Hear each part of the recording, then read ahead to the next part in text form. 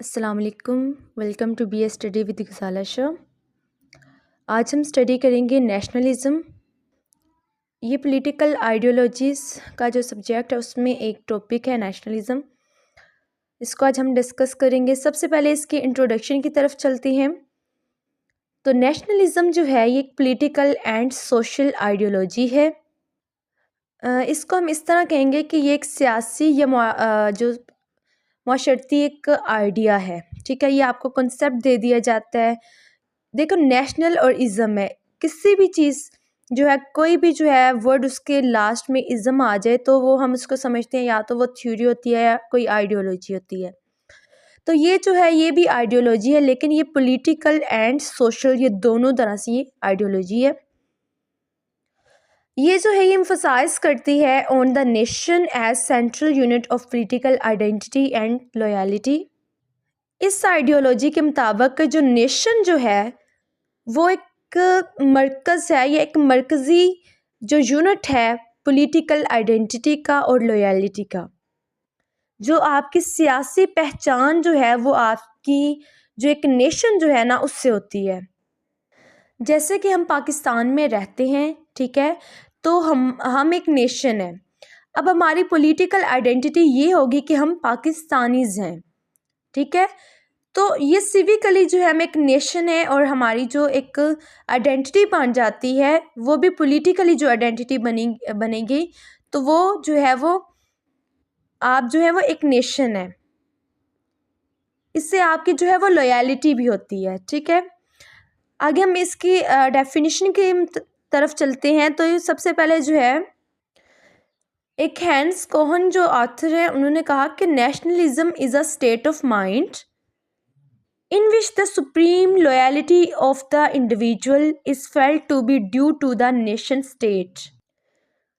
इसके अकॉर्डिंगली कहा गया कि ये जो नेशनलिज्म है ये हमारे एक माइंड की एक हालत है, ठीक है, एक दिमागी हालत है कि जिसमें जो हमारी लॉयल्टी होती है इंडिविजुअल की वो नेशन स्टेट की वजह से फेल्ट की जाती है।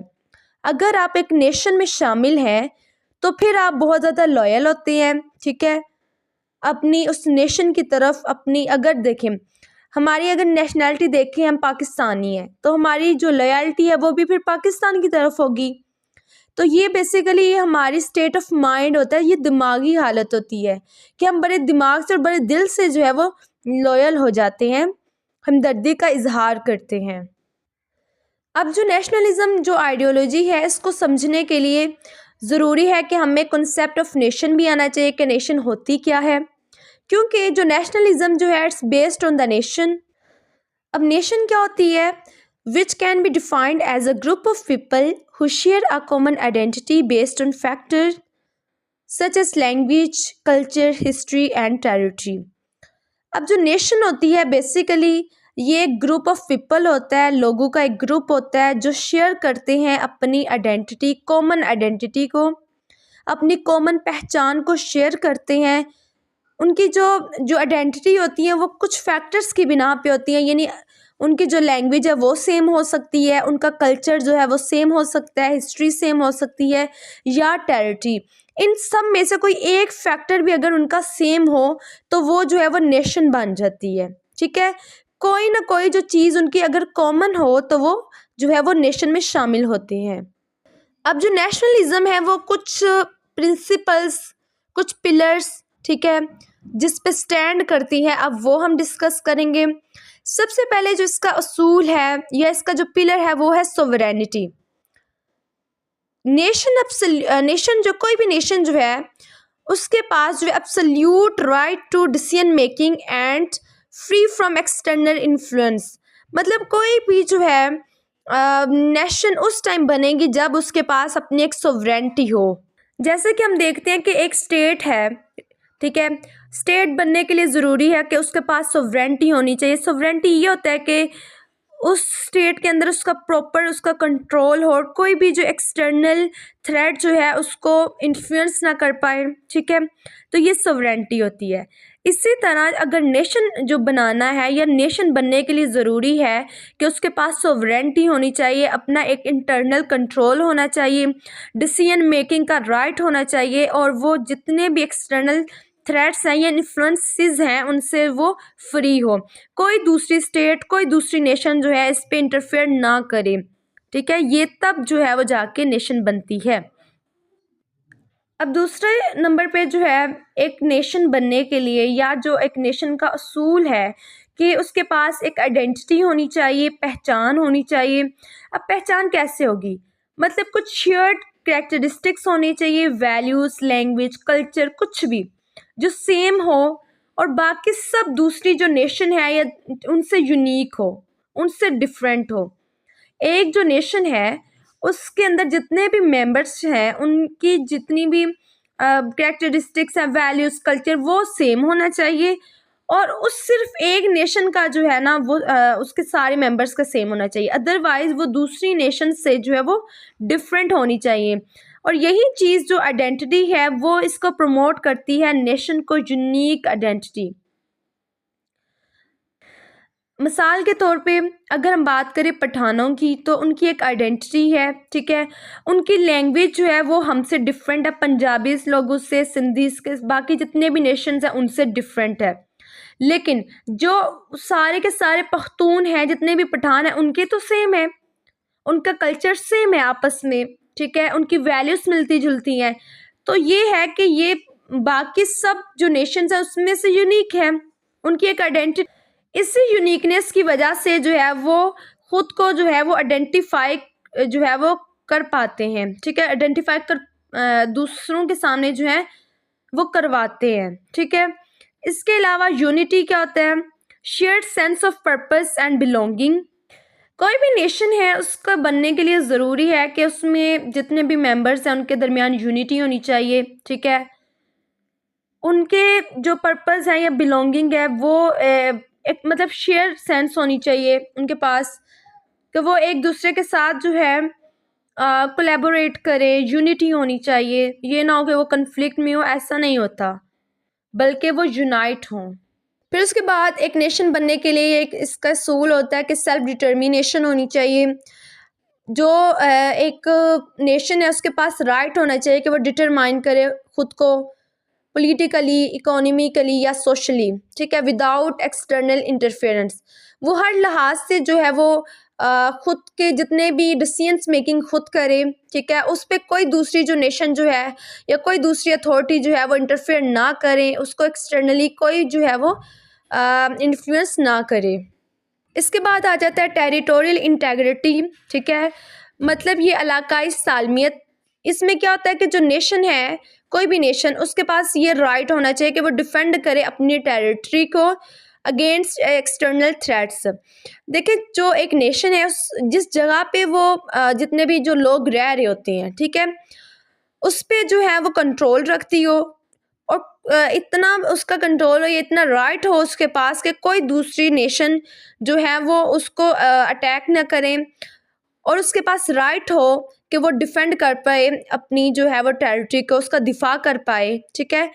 तो ये जो टेरिटोरियल इंटेग्रिटी जो है वो बहुत लाजमी एक प्रिंसिपल होता है किसी भी नेशन के लिए। इसके अलावा नेशनल इंटरेस्ट आ गया, यानी प्रायोरिटाइज करना जो नीड्स हैं एंड जो इंटरेस्ट है नेशन के, ठीक है।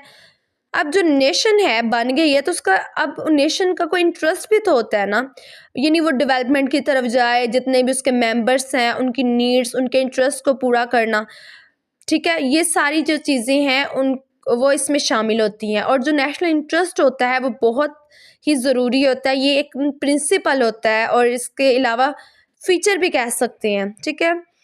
इसके अलावा पॉपुलिज्म आ गया। पॉपुलिज्म क्या होता है कि listening to the needs and जो कंसर्न्स होते हैं ऑर्डिनरी पीपल, ठीक है। इसमें जो होता है कि जो आम अवाम जो होते हैं उनकी भी जो है नीड्स, उनके कंसर्न्स जो है उनको अहमियत दी जाए, उनकी जो ओपिनियन है उनको सुना जाए, तो ये पॉपुलिज्म आ जाता है। और ये बहुत ही इंतहाई इम्पोर्टेंट जो है वो एक कॉन्सेप्ट है नेशनलिज्म में। अच्छा, एक और बात ये है कि हमने कहा कि जो नेशन होती है वो उस टाइम बनती है जब कोई भी कॉमन जो है वो चीज़ आ जाए, जिसमें आपकी वैल्यूज़ आ जाती हैं, बिलीव्स आ जाती हैं, कल्चर हो गया, लैंग्वेज हो गया, नॉर्म्स वगैरह हो गया, आपकी हिस्ट्री हो गई है, ठीक है। अच्छा, इसके अलावा जितनी भी जो आपकी इंडिपेंडेंस की कुछ डिज़ायर्स होती हैं, अगर वो भी सेम हो ना, कॉमन हो, तो तब भी आप नेशन बनती है। इसकी मैं मिसाल अगर कश्मीर वालों को ले लेती हूँ, तो जो कश्मीरी लोग हैं वहाँ पे बहुत सारे मतलब इलाकों के भी लोग रहते हैं। अब वहाँ पे जो एक चीज़ कॉमन क्या है कि वो चाहते हैं कि हमें आज़ादी हो, ठीक है, हम वो आज़ादी हासिल करना चाहते हैं।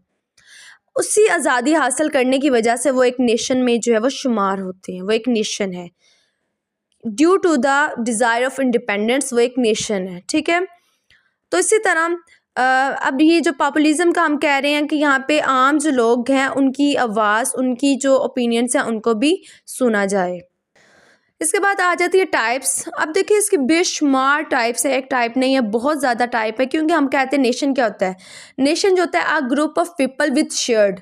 अब आगे जितनी भी इसकी टाइप्स होंगी ना, उसके लिहाज से हमने देखना है कि क्या शेयर्ड है। सिविक है, अगर सिविक नेशनलिज्म आ गई तो हम कहेंगे कि शेयर्ड सिटीजनशिप एंड वैल्यूज़। इसी तरह अगर हम एथनिक नेशनलिज्म की बात करेंगे तो हम कहेंगे अ group of people with shared ethnic identity and culture and heritage. मतलब इस तरह जो है ना, हम किसी भी तरह से जो हम इसकी टाइप्स को जो है मद्देनज़र रखते हुए जो है वो उसकी एक डेफिनेशन बना लेंगे।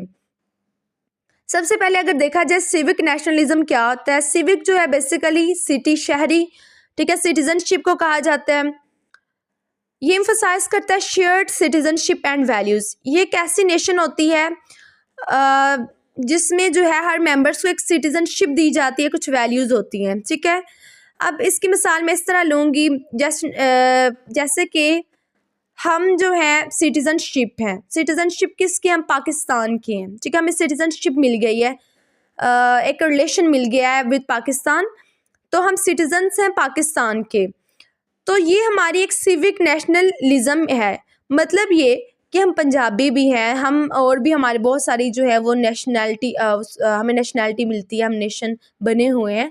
लेकिन जो हमारी सिविक नेशन क्या है, सिविक नेशनलिज्म हमारा ये है कि हम पाकिस्तानी हैं, क्योंकि हम पाकिस्तान के शहरी हैं, तो इट्स आवर सिविक नेशनलिज्म, ठीक है। इसी तरह आगे हम देखते हैं एथनिक नेशनलिज्म। एथनिक नेशनलिज्म जो है ये फोकस करता है on shared ethnic identity, cultural and heritage. Ethnic के कहते हैं वो एक नस्ली जो एक नेशन बनना, ठीक है, जिसमें वुरसा वगैरह का जो होता है, मतलब एक ही जो नस्ल है ना, एक नस्ल, वो हम उसको नेशन कहेंगे, ठीक है। जैसे हम बनु हाशिम की बात करें, वो एक नस्ल है, वो एक नेशन भी है, ठीक है। इसी तरह बहुत सारी, जैसे राजपूत है, जितने भी राजपूत है हम कहेंगे वो एक नेशन है। मतलब एथनिकली जो है वो क्या है, वो नेशनलिज्म पे बेस करते हैं, वो नेशन है अपने नस्ल के लिहाज से। इसी तरह लिंग्विस्टिक है। लिंग्विस्टिक नेशन जो है वो कहा जाता है कि ज़ुबान की बुनियाद पे जिन लोगों की ज़ुबान मिलती है, एक जैसी है, वो भी एक नेशन है। ये प्रायोरिटाइज करती है एंड प्रमोट करती है language as a symbol of national unity. और जो लैंग्वेज है उसको प्रमोट किया जाता है, उसको प्रायोरिटाइज किया जाता है नेशनल यूनिटी के लिए। इसके अलावा रिलीजियस जो है नेशनलिज्म, जिनका रिलीजन मिल रहा हो वो जो है वो इसमें शामिल होती है। Combine religious identity with national identity.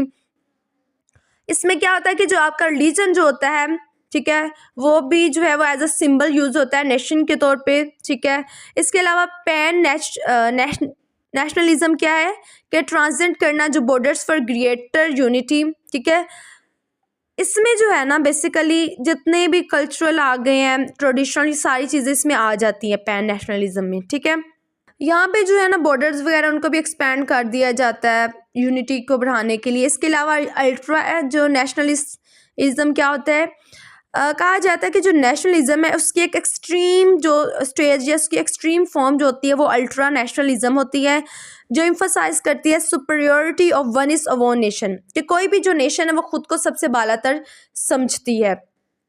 जैसे अफगानी लोग जो हमें कहते हैं कि हम जो हैं हमसे जो है वो कोई सुपीरियर नहीं है, तो वो जो है वो अल्ट्रा नेशनलिज्म में आता है, ठीक है। जो खुद को सुपीरियर समझते हैं, कहते हैं भाई कोई दूसरी नेशन जो हमसे सुपीरियर नहीं है, दूसरों को इन्फीरियर समझते हैं और ख़ुद को सुपीरियर समझते हैं, तो वो अल्ट्रा नेशनलिज्म है। लिबरल नेशनलिज्म, ठीक है, इसमें बेसिकली बैलेंस होता है कि जो इंडिविजुअल्स के राइट्स होते हैं, डेमोक्रेसी होती है, जो प्लूरलिज्म, ठीक है, इसमें जो है वो बैलेंस होता है। ये बैलेंस करती हैं जो नेशनल आइडेंटिटी होती है और जो इंडिविजुअल्स के राइट्स, इन सब को जो है वो बैलेंस कर देती हैं। इसमें एक्सट्रीम लेवल का कुछ नहीं होता, बल्कि देखा जाता है कि कुछ इंडिविजुअल्स के राइट, दूसरों का भी जो ख्याल रखा जाता है, ठीक है, इज़्ज़त फ़राहम की जाती है। यहाँ पे सुपीरियॉरिटी की कोई जो है वो चीज़ मौजूद नहीं होती। ये लिबरल नेशनलिज्म है। इसके अलावा लेफ़्ट विंग नेशनलिज्म, अच्छा, लेफ़्ट विंग उसको कहते हैं जो सोशलिज्म, ठीक है, सोशलिज्म एक आइडियोलॉजी है जहाँ पे रिसोर्सेज वगैरह जो है वो डिस्ट्रीब्यूट किए जाते हैं, वो जो होती हैं वो एक पब्लिक ओनरशिप होती है, या फिर हम ये भी कहते हैं स्टेट ओनरशिप होती है, ठीक है। इसके अलावा एंटी इम्पेरियलिज्म जो है वो कैपिटलिज्म की एक एक्सट्रीम लेवल की या एक्सट्रीम लेवल का एक स्टेज है, ठीक है। तो एंटी इम्पेरियलिज्म यानी जो उस स्टेज जो है उसके अगेंस्ट, उसको अपोज करते हुए जो है ये जो है वो आती है। तो ये जो है कम्बिनेशन इन दोनों का, नेशनल जो सेंटिमेंट्स है और इसके साथ साथ जो सोशलिज्म है, इसमें बेसिकली जो लोगों को जितना भी ज़रूरत होता है, नीड्स वगैरह जो होती हैं ना, वो स्टेट जो है वो उसकी पूरी करती है। इसमें नेशनैलिटी का भी अमल दखल होता है, वो एज अ नेशन जो है वो काम कर रहे होते हैं। राइट विंग जो नेशनलिज्म जो है, इसमें बेसिकली ये कंजर्वेटिव के साथ जो है कंबाइन है नेशनलिज्म, ठीक है। इसमें जो है ट्रेडिशनल हो गया, हायरार्किकल जो सिस्टम, ठीक है, वो इसमें शामिल है। इसके अलावा क्रिटिसिज्म की तरफ चलते हैं। सबसे पहले जो है वो अग्रेसिव मिलिटेरियम्स। अच्छा, जब भी कोई भी नेशनलिज्म अपने, कहा जाता है कोई भी नेशन जो अपने एक्सट्रीम लेवल पे चली जाती है ना, तो वो जो है वो ख़ुद को सुपीरियर समझती है। वहाँ पे कैसा जो मिलिट्री का स्पिरिट जाग उठता है, कन्फ्लिक्ट पैदा होती है, वो दूसरों के साथ जो है ना, एक जो नेशन है उसकी कोशिश होती है यार मैं दूसरी जो है नेशन पे जो है वो काबू पाऊँ, ठीक है, वो फिर वॉर वगैरह करते हैं। तो ये इसमें बड़ा अग्रेसिव किस्म का जो एक आ जाता है एक पहलू। इसके अलावा आइसोलेशनिज्म आ जाता है, सुपरमेसिज्म आ जाता है, ठीक है, लेक ऑफ ग्लोबल सिटीजन। ये तीनों चीज़ें जो है ना, फर्स्ट वाली ये मिलती जुलती है उसी से। मतलब ये एक नेगेटिव पहलू में आ रहा है कि जब भी कोई भी नेशनलिज्म जो बड़ी एक्सट्रीम लेवल में चला जाता है तो उससे बुरे असरात होते हैं, ठीक है। लेक ऑफ ग्लोबल सिटीजनशिप, ठीक है, फिर यहाँ पे ग्लोबल लेवल पे जो सिटीजनशिप जो है वो नहीं रहती, ठीक है। ज़ाहिर बात है, जब आप कल्चर को अपना बना लेते हो या ऐसी चीज़ों को बना लेते हो, अपनी वैल्यूज़ को, अपनी रेसेस वगैरह को उसकी बेस पे बनते हो, तो वहाँ पे ग्लोबल लेवल पे सिटीजनशिप नहीं रहती। इसके अलावा इग्नोर करते हैं जो इंटरनल इश्यूज़ होते हैं।